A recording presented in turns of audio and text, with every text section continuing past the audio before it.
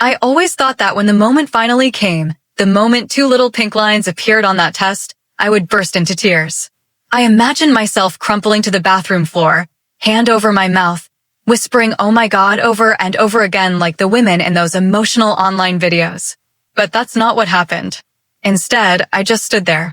I stared at that cheap plastic stick like it was a tiny glowing miracle, warm and humming in my hands, and the only sound I heard was the water dripping from the bathroom faucet in slow, steady beats. And then something inside me softened, like my ribs melted inward, like my heart exhaled. After 2 years of trying, after one miscarriage, after 3 specialists telling me we'll try another cycle, after my husband David saying it'll happen when it happens in that way that made me feel like he didn't understand how heavy those months were for me, it finally happened. I was pregnant. And God, I wanted to tell him right then. I even reached for my phone. My thumb was hovering over his name, David Hartsuit, when something in me hesitated. Not because I didn't trust him. Not because I didn't think he'd be happy. But because lately, David felt far away. Like a man standing in the same room but behind a foggy window. His body was home, but his mind was someplace else. He came through the door with exhaustion that didn't match his work hours. He stared at his phone like it had gravity. And when he hugged me, sometimes he forgot to really hold on. But then he'd smile at me big, warm, perfect, and I'd convince myself I was imagining the distance. So I decided not to tell him over the phone. I wanted that moment. Face to face. Hands on my belly. Something real. I tucked the test into a drawer, washed my hands twice just to calm the shaking, and walked out into the soft morning light filling our kitchen.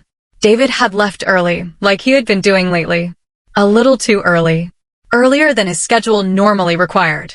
But I didn't let myself think too much. Instead, I brewed tea, sat at the table, and pressed my fingers to my stomach, flat, ordinary, unchanged, and whispered, "Hi, baby." I didn't realize at the time how precious that moment was. How innocent. I didn't know that in less than 24 hours, that innocence would be ripped away. That afternoon, David texted me. "Running late. Don't wait dinner. Love you." He used to add a heart emoji. He didn't anymore. Something in my chest tightened, but I tried not to read into it. I reheated leftovers, sat at the dining table alone, and kept imagining how I would tell him. A cute reveal? A quiet moment? A little box with a test inside? But my mind kept circling back to his distance. So I settled on something simple. Just me walking up to him, saying his name gently, and placing his hands on my belly. Nothing fancy. Just honest. He came home close to midnight. I heard his footsteps dragging across the living room the way they did when he'd been out too long. I peeked down the hallway and expected to see him dropping his briefcase, loosening his tie, kicking off his shoes.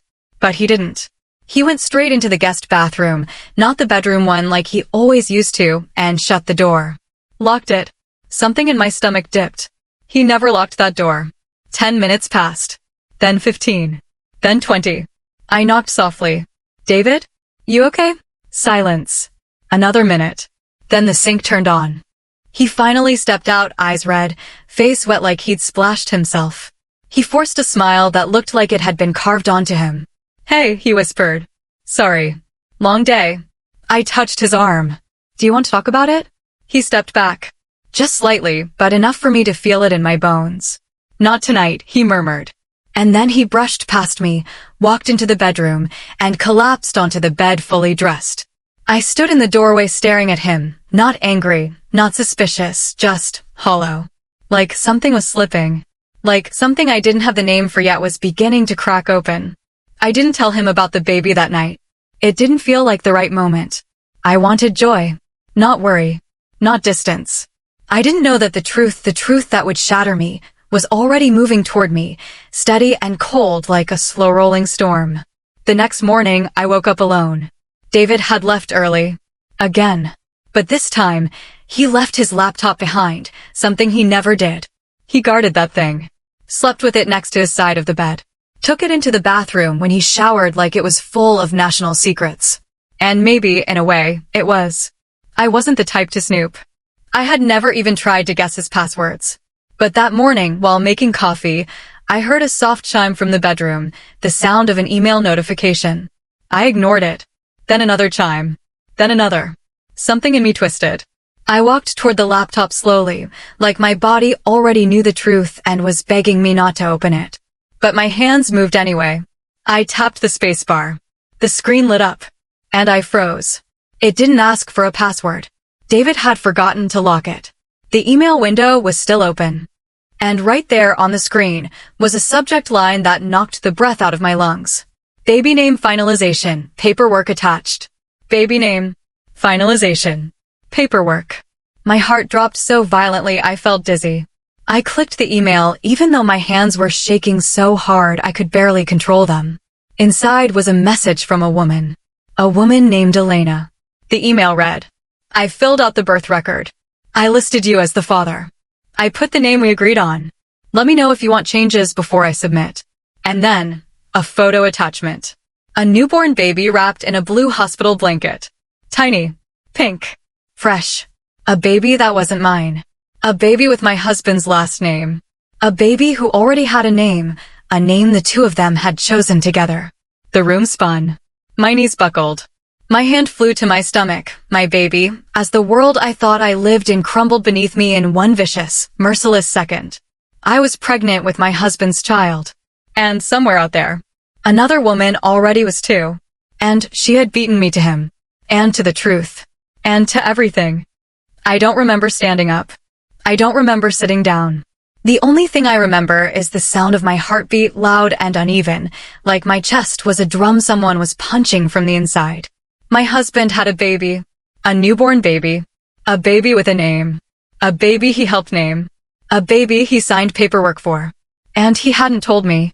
He hadn't even hinted. He just kissed me goodnight, eaten dinner at our table, slept in our bed, and carried this truth like a secret stitched into the lining of his suit. My eyes blurred, my breath stuttered, and something inside me, something I always thought was solid, began to crack. I couldn't scream. Couldn't cry. Couldn't even think. All I could do was stare at that tiny face in the picture, soft, wrinkled, innocent, and feel my stomach twist with a mixture of heartbreak and something uglier, something I didn't even want to name. And then, as if the universe wanted to finish me off, another email appeared. From her. Checking in. How are you feeling after last night? Last night. My husband hadn't just been out late. He'd been with her. With a woman who had just delivered his baby. I shut the laptop so fast it snapped like a slap in a quiet room. My hands wouldn't stop shaking. My mouth was dry. I couldn't hear anything except the word baby echoing inside me like a curse. And that's when it hit me, a realization so sharp it stole my breath. I was pregnant, carrying his child. And he had no idea. He didn't know because he hadn't been here. He didn't know because he had been creating a whole other life with someone else. A different woman. A different baby. A different future. My knees gave out and I sank onto the floor, pressing my hands against my stomach like I could shield this tiny miracle inside me from the truth. I'm so sorry, I whispered to the small life that hadn't even formed fingers yet. I'm so sorry you came into this. I stayed there until the sunlight shifted across the room and the air grew heavy. Eventually, I stood up, not because I felt strong, but because the shock had frozen into something colder, something steadier. I needed answers. I needed truth. And I needed it now. David came home earlier than usual that evening, like fate wanted the confrontation to happen before I could prepare myself. He walked in carrying groceries. Groceries. As if he were just a normal husband living a normal day. As if he hadn't brought another life into the world behind my back. Hey, babe, he said. Thought I'd cook tonight. I just stared at him. He felt it. The air. The stillness. The absence of that easy softness I always met him with. He put the bag down slowly. What's wrong? The question nearly broke me. The audacity of it. The innocence of it. I didn't answer. Instead, I walked to the bedroom, picked up his laptop, and placed it on the kitchen counter between us like it was evidence in a courtroom. His entire face changed. Not guilt. Not fear. Not shock. But dread. Deep, sinking dread. Where were you last night? I asked quietly. He swallowed. I told you. Work. No, I said, shaking my head. No more soft lies. No more half-truths. Just tell me the truth, David. The whole truth. His jaw tightened. And then, he closed his eyes. A long, slow exhale slipped out of him, the kind a person releases when they realize the hiding is over. When he opened his eyes again, they weren't the same. Something in them had dropped its mask. "Her name is Elena," he whispered. My breath caught. "And the baby?" My voice cracked on the last word. His silence was the answer. I pressed a hand to my mouth, trying to hold myself together, but the tears came anyway, hot, fast, silent. It felt like my soul was unraveling thread by thread. "How long?" I managed to choke out. He looked down at his hands, like he couldn't bear to see what this truth was doing to me. "A little over a year. A year. A year." It felt like someone had slammed a fist straight through my ribs. "You were with her while I was miscarrying?" My voice broke between every word. He flinched. Hard. "Don't," he whispered. "Please don't say it like that." "How else should I say it?" I cried. "You held her while I lost our baby. You were building a family with her while I was begging God to give us one. You lied to me every day for a year." He covered his face with his hands, pacing, shaking his head like he could undo something. "It wasn't supposed to happen like this," he said. "She wasn't supposed to get pregnant. It was a mistake. A mistake." My voice rose raw. "You filled out birth records. You gave that baby your name. You gave him a name you both chose. That's not a mistake. That's a plan." His eyes widened. "You looked through everything?" "I didn't have to look," I whispered. "You left it open." He looked like he might collapse. "Please," he said, voice cracking. "Please listen to me before you decide anything. I'm carrying your baby." The words escaped before I could stop them. His entire body went still. "What?" "I found out yesterday," I said. "I was going to tell you last night. I wanted it to be a happy moment. I wanted you to be the first person to know." He stared at me like he had been struck. "You're pregnant." Something shattered inside me at the look on his face, not joy, not shock, not relief, but confusion, conflict, fear. Fear. That's when I knew. This man did not live in one world anymore. He lived in two. And he had no idea how to choose. The silence between us grew thick and unbearable. He opened his mouth to speak, but I lifted my hand. "Don't," I whispered. "I can't hear anything from you right now. Not a reason. Not an explanation. Not another lie." I walked past him, my body trembling with a mix of fury and heartbreak.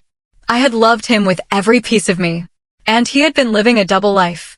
Behind me, he whispered my name soft, broken, but I kept walking, because something inside me had finally cracked wide open.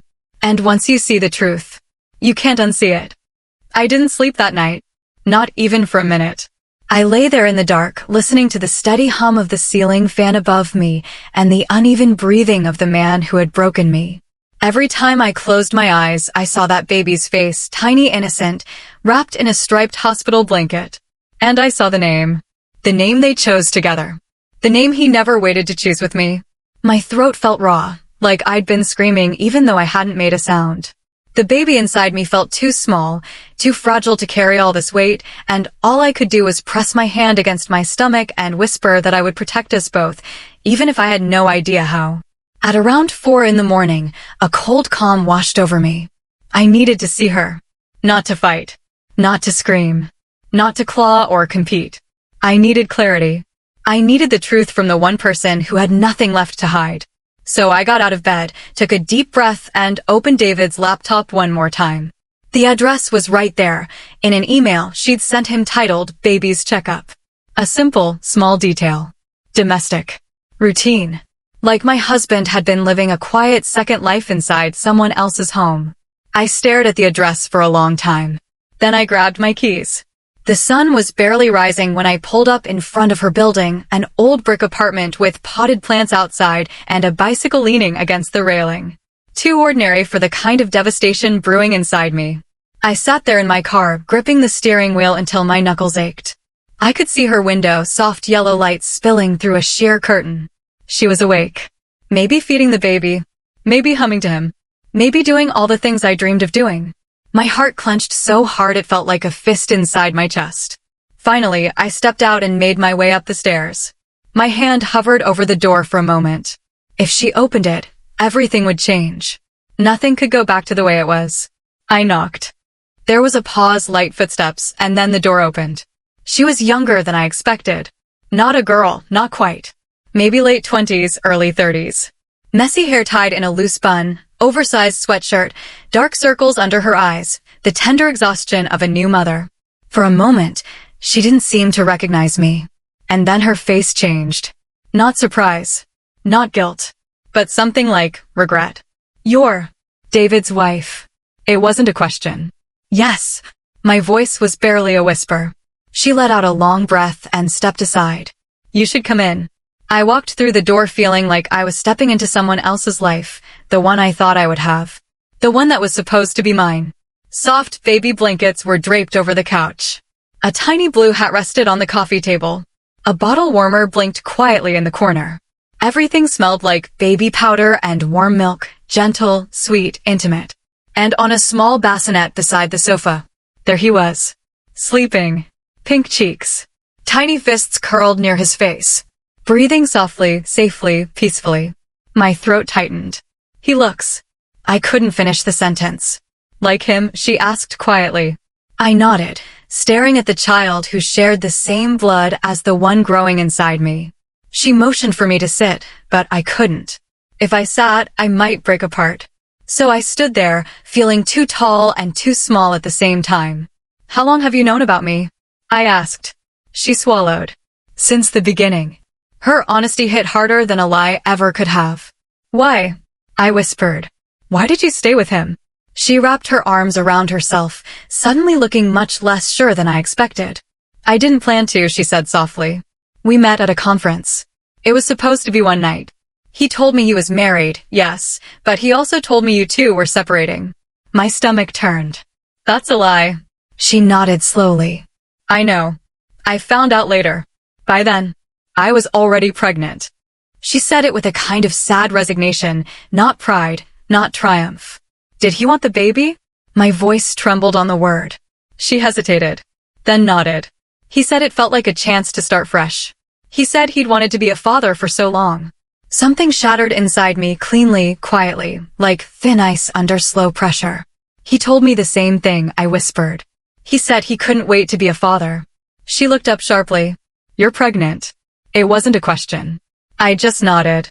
Her hands flew to her mouth, not in joy or envy, but in horror. "Oh God," she whispered. "He didn't tell me." Of course he didn't. He hadn't told either of us the full truth. "He named the baby," I said, voice thin. "You both did." She closed her eyes. I asked him what name he wanted. I thought he deserved that much. "And me?" I asked softly. "Did I deserve anything?" Her eyes filled with tears. "You did," she said. "You absolutely did." A silence settled between us, heavy, painful, strangely human. "Does he want you?" The question escaped before I could swallow it. She shook her head. "He doesn't know what he wants. He tells me one thing, then tells you another. He leaves me thinking he'll stay, then he runs back to you. He's been living two lives, and he's been drowning in both." Every word she spoke was a blade, but not because she meant it to be. Because it was true. "So what now?" I whispered. She looked at her sleeping baby, the child she would have to raise with a man who had divided his heart so recklessly it broke everyone involved. "I'm done," she said softly. "I won't ask him for anything else. But you have to decide what you're going to do." My throat closed. "I don't know." And that was the truth. I didn't know if I wanted to stay. I didn't know if I wanted to leave. I didn't know what was best for my baby or for me. All I knew was this. I could never unlearn what I'd seen. I could never unknow what he'd done. And the woman standing in front of me wasn't the villain I imagined. She was just another victim of his choices. Just like me. I left her apartment feeling hollow, like someone had scooped out everything inside me and left only bones and breath. When I reached my car, the first tear finally fell. Then the second. Then all of them. It was the kind of crying that shakes your whole body, the kind you can't hide or silence. The kind that comes when the world you built collapses in the span of a single day. And as I cried, one truth echoed in my mind. David had built two families. But now, he was about to lose both. By the time I drove home, the sun was high enough to make everything look too bright, too honest. Light has a cruel way of showing the truth you've been avoiding. I walked into the house quietly, almost gently, like if I moved too fast the whole place would crumble. David was sitting at the kitchen table, holding a mug of coffee he clearly hadn't taken a sip from. His hair was messy, his shirt wrinkled. He looked like a man who'd stayed up waiting for an apology he didn't deserve. He lifted his head. "There you are," he said. I was worried. Worried. The word crawled under my skin. I didn't sit. I didn't take off my jacket. I didn't even close the door behind me. "Where were you?" he asked, voice soft, careful, like he was afraid of the answer. "I went to see her." It was almost funny, the way his face went pale so quickly. Like the truth had slapped him. "Her?" He swallowed. "Who? What do you mean?" "You know exactly who I mean," I said. "Don't insult me any more than you already have." His jaw tightened. He set the coffee mug down gently, as though he was afraid to make any noise. "You went to her apartment?" he whispered. "Yes." "And you saw the baby?" "The baby?" He didn't say my son. He didn't say the name he'd given him. He didn't say anything that would make him claim the life he'd helped create behind my back. "Yes," I said. "I saw him." David leaned back in the chair, covering his face with both hands. "God," he muttered. "God, I didn't want it to happen like this." "How exactly did you want it to happen?" I asked. "Did you want me to find out after our baby was born? Were you going to take turns? Holidays with one child and weekends with the other? Did you think I'd never discover the messages, the pictures, the fact that you already named a child while I was out here begging God for one?" His hands slipped down from his face. He looked exhausted. Small. Cornered. "I didn't know how to tell you." "Then why didn't you tell her the truth?" I asked. "That you were married. That you weren't leaving me. That you were trying to build two homes without having the courage to live in either." He didn't say anything, because there wasn't anything left to say. For a long moment, the house was silent except for the low hum of the refrigerator and the slow, measured beat of my heart, steady, even though nothing inside me felt steady. Finally, he whispered, "Did she say anything?" "She said she's done." He flinched. "She said you were lying to both of us at the same time. And she said you have to decide who you are. Not who you choose, who you are. Because right now, you're a man who destroys everything he touches." The words landed. They didn't bounce off him the way mine often did. They sank in. He rubbed his forehead like he was trying to erase the last 3 years of his life. "I never wanted to hurt you," he said. My laugh was soft. Tired. Not cruel, just done. "People always say that," I replied. "But the truth is, you didn't think about whether it would hurt me. You didn't think about me at all." He didn't deny it. "Do you love her?" The question slipped out before I could stop it. He looked up at me, eyes empty, tired. "I don't know." That hurt more than if he'd said yes. Because it meant the betrayal wasn't built on some grand love story or irresistible pull. It was built on selfishness. Carelessness. Weakness. "I'm pregnant," I said quietly. His breath caught. "I know," he whispered. "I was going to surprise you. I was going to." "No." My voice sliced the air cleanly. "You were going to repeat the same pattern. That's what you do. You tell one woman what she needs to hear and hope she stays quiet long enough for you to run to the next. You thought you could live 2 lives without ever paying the cost of either." He closed his eyes. "I love you," he whispered. I let the words sit in the air for a moment, soft, familiar, worn out from overuse. "Love without loyalty," I said, "is just convenience." He blinked at me. Slow. Real. Painful. Like he was finally seeing the woman he married, not the version of me he manipulated to stay. I finally sat down. Not because I wanted to. Because the weight of everything was pulling me toward the earth. "You don't have to stay," I said quietly. "Not for me. Not for the baby. Not because you feel guilty." He shook his head fiercely. "I want to stay." "Why?" His lips parted, then closed, then opened again as though searching for something solid to hold on to. "Because I made a mistake." "A mistake," I repeated. "Cheating is a decision. Lying is a decision. Naming your child with another woman, that is not a mistake. That is a whole other life you built." He opened his mouth to speak. Then the doorbell rang. We both froze. Once. Twice.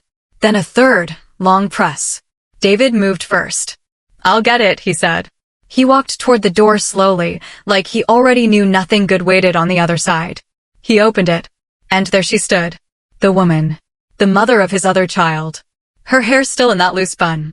Her eyes red, not from anger, but from resolve. She looked past him and straight at me. "I didn't come to fight," she said softly. I came to tell the truth. All of it. David's shoulders slumped, and a quiet dread filled the room like fog rolling in. Because now, it wasn't just my marriage that was cracking open. It was the life David had stitched together with lies. And every seam was about to tear.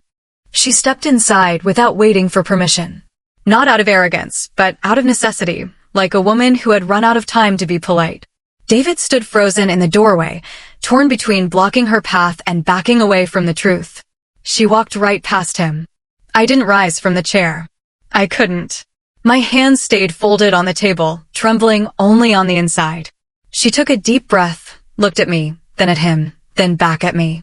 I should have come to you sooner, she said. I should have told you months ago. But I kept hoping he'd do it himself. David turned sharply toward her. Why are you here? She let out a tired, bitter laugh. Because you'll keep lying until someone pries the truth out of your mouth. He flinched visibly. The kind of flinch that happens when someone says something you know is true. I stayed quiet. I wanted to hear everything. She reached into her bag and pulled out a stack of folded papers. Receipts, appointment confirmations, pictures. The evidence of a life built in the shadows. But then she pulled out something different. A letter. She held it out to me. He wrote this, she said quietly. Last month. I didn't know what to do with it. I figured you should see it. David's eyes widened. No, don't. But she placed the letter gently on the table in front of me. A hush fell over the kitchen. The refrigerator hummed softly. A clock ticked in the living room. Somewhere down the street, a dog barked. I opened the letter. His handwriting rushed, messy, uneven, spilled across the page. I don't know how to tell either of you the truth. I made promises I can't keep. I love them both for different reasons. I don't know which home to choose. I'm terrified of losing everything.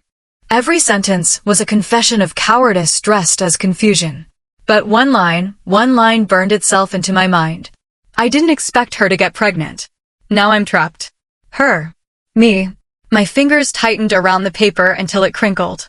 When I looked up, David was pale as chalk. I wasn't going to give it to you, he said, voice breaking. I wrote it when I was overwhelmed. I didn't mean. Yes, you did, I whispered. He took a step toward me. No, sweetheart. Don't, I said. Calm. Quiet. Firm. The kind of calm that grows only after someone tears your heart open and you survive it. He stopped mid-step. She spoke next, voice trembling but steady. I'm not here to win you, she told him. I'm not here to pull him toward me. I'm here because I'm tired of living inside someone else's lie. Then she turned to me. You deserve the truth. All of it.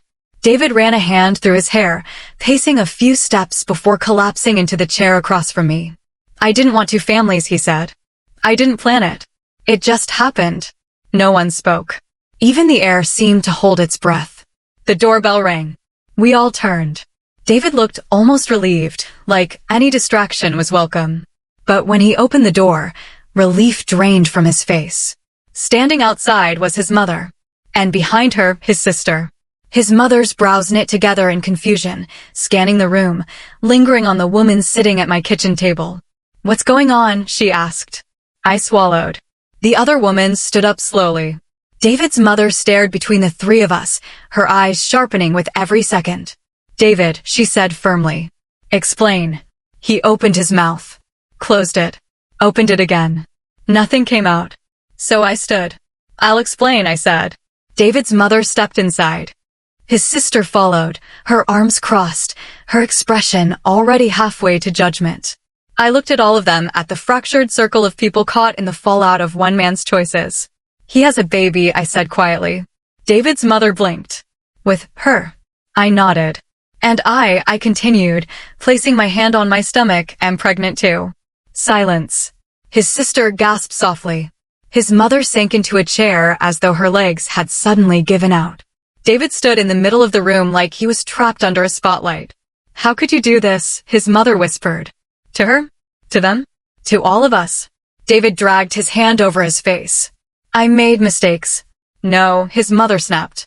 A mistake is forgetting an anniversary. A mistake is misplacing a bill. This is betrayal. His sister stepped forward. You should leave, she said to him. He turned toward her in shock.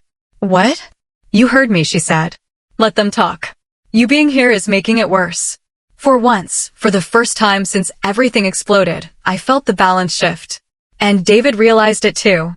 His mother, his sister, the woman carrying his first child, and the wife carrying his second, all standing in one room, and not one of us defending him.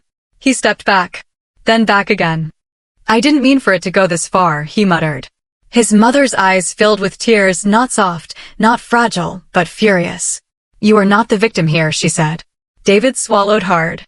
I'll step outside." He walked toward the door like a man heading toward a verdict.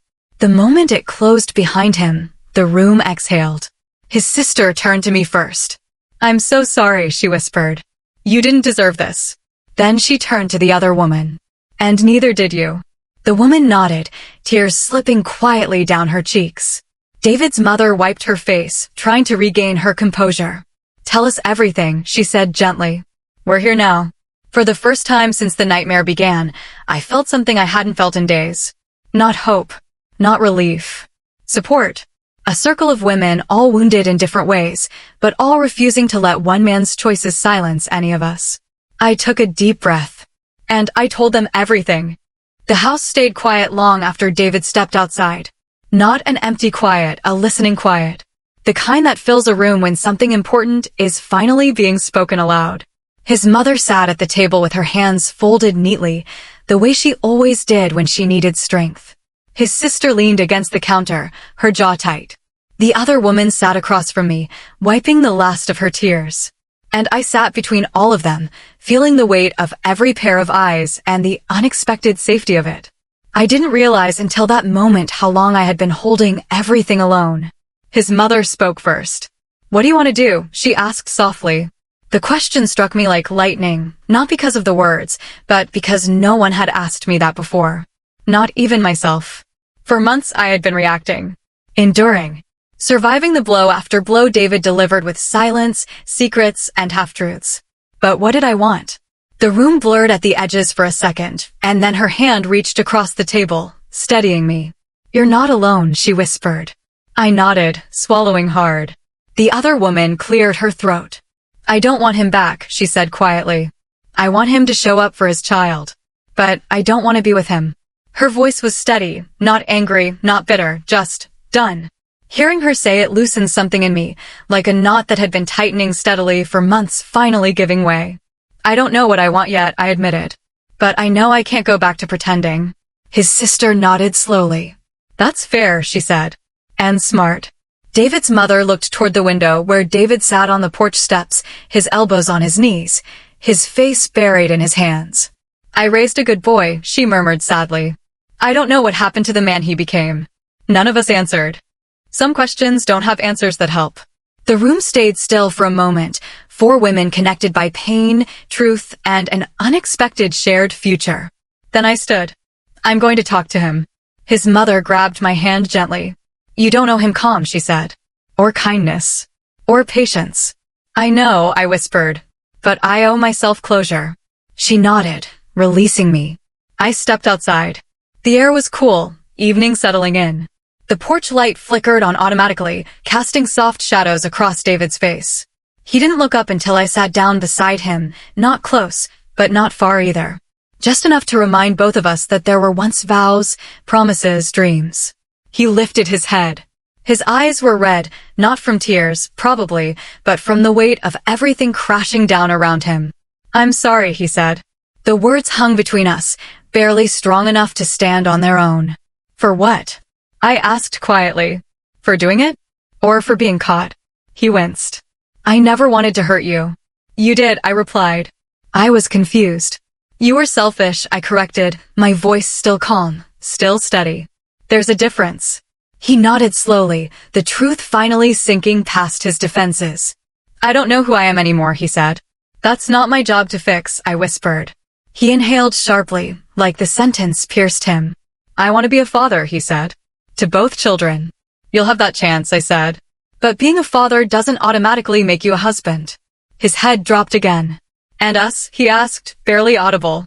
I looked out at the street, quiet, familiar, unchanged by the chaos of our lives. The same street where we used to walk after dinner. Where he once held my hand like it was the safest place he knew. There is no us, I said softly. Not right now. He closed his eyes. I'll do whatever you want, he whispered. But that was the problem. He always tried to shape himself into whatever made him look good in the moment. I don't want you to do what I want, I said. I want you to do what's right. Even when no one is watching. Silence settled between us, heavy final. Inside, I could hear the murmur of voices, his mother comforting the other woman, his sister pacing softly, the house holding the echoes of all the truths that had finally been spoken. What happens now? He asked. I took a long, slow breath. You're going to leave the house, I said gently. Tonight. He opened his mouth, maybe to argue, maybe to plead, but stopped. Okay, he said quietly. You're going to step up for your children. I will. You're going to get counseling. He nodded. And you're not going to pressure me. Not with apologies. Not with promises. Not with guilt. He swallowed. Okay. I stood. I don't know what my future looks like yet, I said. But I know I need space to see it clearly. He stood too slowly. I love you, he whispered. I looked at him with a kind of sadness I wish I'd never learned. I believe you, I said. But loving someone isn't the same as being good to them. He flinched again. But he didn't argue. He turned and walked inside to gather his things, leaving me alone on the porch. For the first time in months, the air didn't feel heavy. His mother stepped outside after a few minutes. I'm proud of you, she said softly. I nodded, wrapping my arms around myself. She looked toward the street. This isn't the end, she said. It's the beginning of something better. Even if it doesn't feel like it yet. I didn't answer. I didn't have to.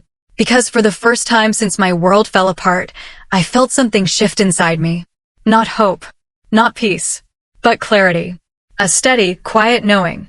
I would survive this. And I would build something new from the ashes, something honest, something whole, something mine. The first morning after David moved out felt strange. Not painful. Not peaceful. Just quiet. I sat at the kitchen table with a cup of warm ginger tea, my hands wrapped around the mug the way someone might hold onto a lifeline. The sunlight filtered weakly through the curtains, washing the room in a pale gold that made everything look softer than it felt. For months, my mornings had been filled with anxiety, wondering where he was, who he was texting, why he was suddenly distant. Now the house felt lighter. Not empty. Not lonely. Just honest. I didn't realize how much dishonesty weighs until it was gone. Around 9, my phone buzzed. A message from the other woman. Can we talk? When you're ready. It surprised me, the gentleness of it. Not pushy. Not defensive. Just human. I took a breath and typed back. Yes. Afternoon is okay. We met at a small coffee shop near the park, a place I used to visit with David during happier years. I worried it might trigger some hurt in me.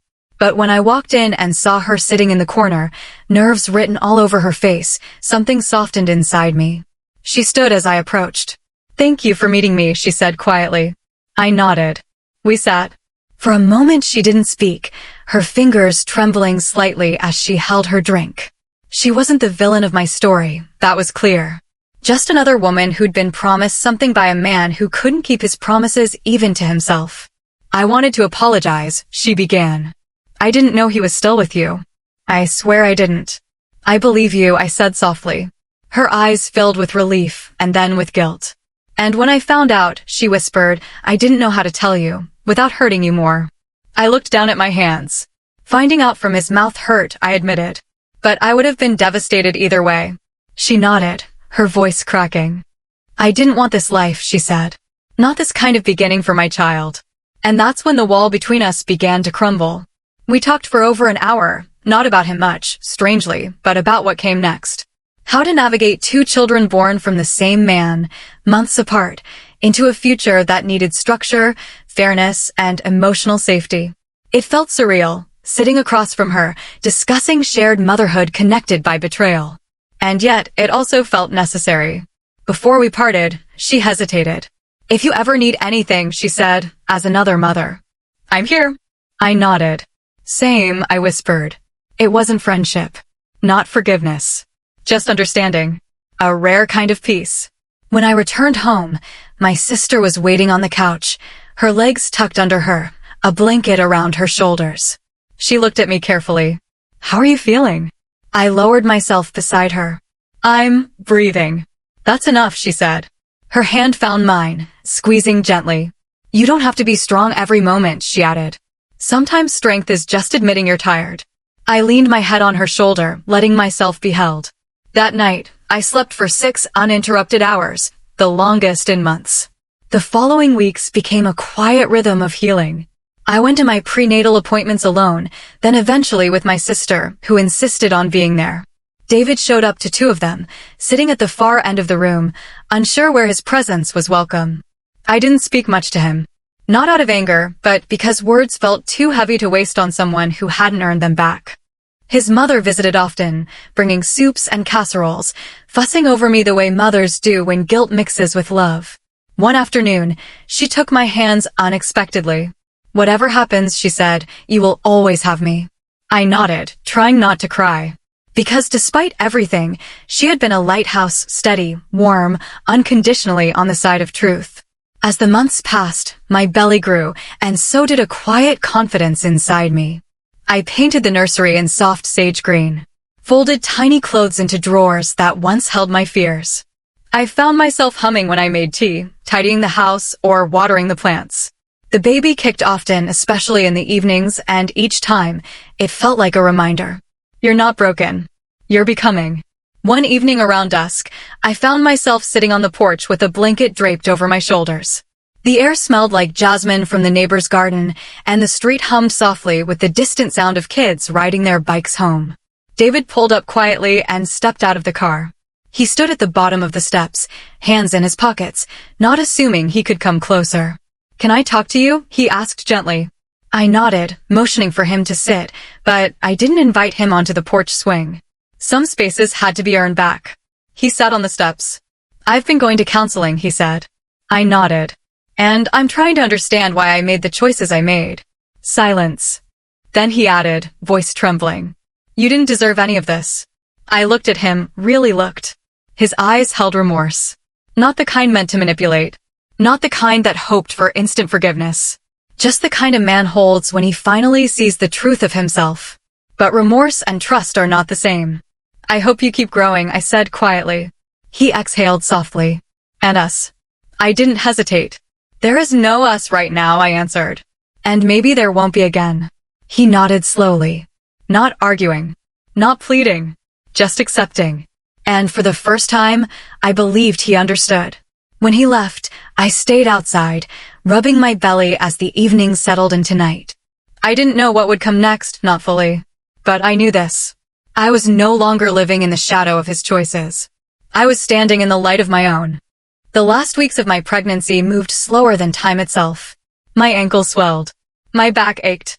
And every evening, I sat in the nursery with the soft sage walls and let the stillness wrap around me like a blanket. There was no chaos anymore. Only waiting. The kind of waiting that feels like standing between 2 lives, one ending, one beginning. My sister stayed with me most nights, sleeping on the couch so she could rush into my room if I needed anything. She fussed over me like she'd been waiting her whole life to be an aunt. You're glowing, she said one morning, handing me a bowl of oatmeal topped with fresh blueberries. I'm sweating, I corrected. She laughed. Same thing when you're pregnant. Those small moments kept the house warm. They reminded me that healing doesn't always come from big decisions. Sometimes it arrives quietly, in a sister's teasing voice or the sound of her humming in the kitchen. As the due date approached, David became more present, but not intrusive. He texted before coming. He called before stopping by. He stayed at a respectful distance, not assuming any part of my space belonged to him. He brought groceries once. Baby wipes another time.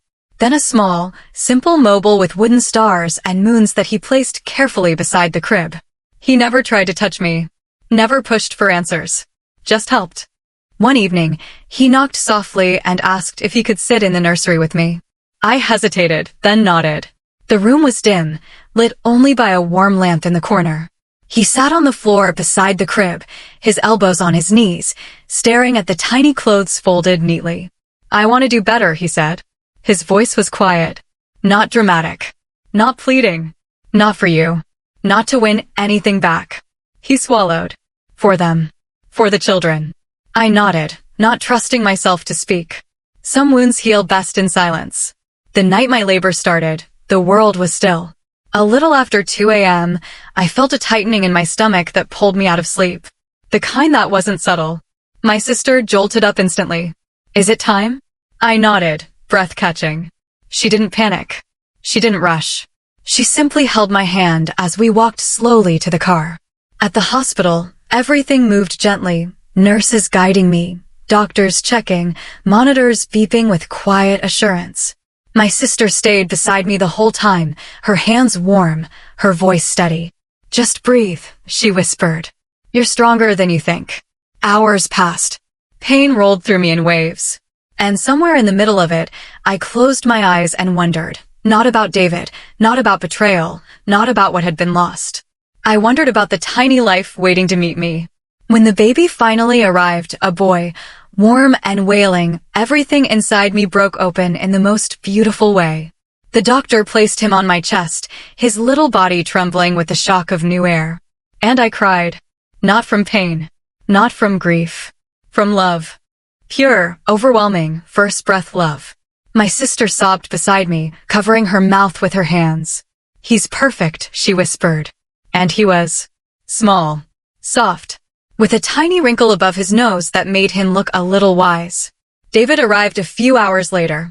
He paused at the doorway, unsure, waiting for permission to come closer. I nodded. He approached slowly, tears already gathering in his eyes. When he saw the baby, saw our son, something in him shattered. His shoulders trembled. His breath caught. He pressed a hand to his mouth as if holding back a sound he didn't know how to control. Is he healthy?" he whispered. "Perfect," I said softly. He nodded, blinking fast, wiping his face with the back of his hand. Then he did something I never expected. He stepped back. Not forward. "I don't want to take this moment from you," he said, voice shaking. I lost the right to be in the center of it. His humility was the first real sign of change I'd seen. "You can hold him," I whispered. He froze, stunned. Then approached slowly, gently, like the baby was made of the lightest glass. He cradled him carefully, his hands trembling. "Hey, little man," he whispered. "I'm your dad. And I'm going to try, every day, to be worthy of that." A tear fell onto the baby's blanket. And for the first time in a long time, I saw sincerity, the kind that comes only when a person hits the bottom and decides to climb instead of drown. I didn't forgive him in that moment. But I saw him. Not the man who betrayed me. Not the man who lied. A man trying to grow. And that was enough, not for us, but for the future he needed to build with his children. Weeks passed with slow beauty. Late-night feedings. Soft lullabies. My sister asleep on the couch with a burp cloth on her shoulder. My mother-in-law rocking the baby with tears of gratitude in her eyes. And surprisingly, awkwardly, gently. The other woman visited once. She stood at the door holding a tiny gift bag, unsure if she was overstepping. "I wanted to congratulate you," she said softly. "And thank you for allowing our children to grow up without hatred between us." I nodded. The world is heavy enough. Children don't need to carry the weight adults create. We spoke for a few minutes. Short, simple, respectful. When she left, I felt lighter. Forgiveness doesn't always come with grand gestures. Sometimes it's a quiet release, like unclenching a fist you forgot was closed. One night, rocking my son as he drifted to sleep, I looked around my home, my life, and felt a gentle truth pressing against my heart. I had survived what I thought would break me. And more than that, I had rebuilt something stronger. Not the same marriage. Not the same trust. Not the same dreams. Something new. Something mine. Something honest. Sometimes life breaks in places you never expect. And sometimes those broken places are where the light finally gets in. When I look back now, I don't see the betrayal first. I don't see the lies. I don't see the night I sat on the bathroom floor holding my pregnancy test with shaking hands. I see the moments that rebuilt me. My sister's laughter in the kitchen. My son's tiny fingers curling around mine. The quiet strength that showed up in me on days when I thought I had none left. I learned something through all of this, something I think many of us forget. Healing doesn't always look like victory. Sometimes it looks like choosing peace over revenge. Sometimes it looks like letting go without bitterness. Sometimes it looks like walking away with dignity when your heart wants to run back. And sometimes it looks like holding a newborn in your arms and realizing the future will be brighter than the past ever was. I won't pretend I handled everything perfectly. None of us do. But I tried every day to choose the path that would leave the least amount of bitterness in my son's world. And maybe that's all any of us can do. Now I want to ask you, the one listening to my story. What would you have done if you were in my place? Would you have stayed? Left sooner? Forgiven differently? Drawn harder boundaries? Tell me in the comments. I read every single one. And if my story touched you, helped you breathe a little easier, or reminded you that you're stronger than you think, make sure you subscribe, tap that little bell, and stay with me for the next chapter. Because with every story we share, with every lesson we learn, and with every bit of love we choose to carry forward, we heal together.